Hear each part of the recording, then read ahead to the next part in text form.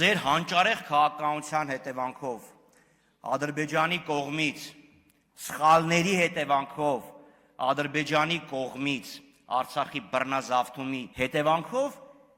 մեր ցորենի մատակարարումը առնվազն 20%-ը կորցրեցինք։ Եվ հիմա անկած դրսից փորձում եք ինչ-որ մի բան մուրալ ձեռք բերել։ Մյուսը, Հայաստանի Հանրապետության վարելահողերը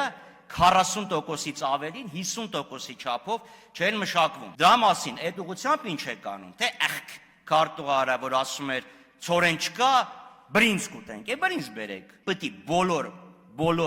ապրանքները եւ արտահանման շուկաները դիվերսիֆիկացնեն։ Բայց սա ներկայացնել որպես ապաշրջափակում, դա անամոթ կեղծիք է։ Ադրբեջանը որևէ քայլ չի արել իր տարածքով դեպի Հայաստան մտնող գոնե մի կածան ապաշրջափակելու ուղղությամբ։ Գոնե մի կածան։ Իսկ Թուրքիայի հետ կապված Գեղարմանաշեց, 92 թիվներ, եթե չեմ սխալվում, մի կարճ ժամանակ Թուրքիան բացեց ճանապարհը, դա իդեպ այն ժամանակվա իշխանությունները նույնիսկ կոչեցին որպես խաղաղության կամ հույսի ճանապարհ։ Եվ մի հարց, պարոն Թունյան, իսկ ասեք այդ ցորենը, որը գալու է, ինչքան է գալու եւ ինչ գնով է գալու։ Այսինքն այդ ամբողջ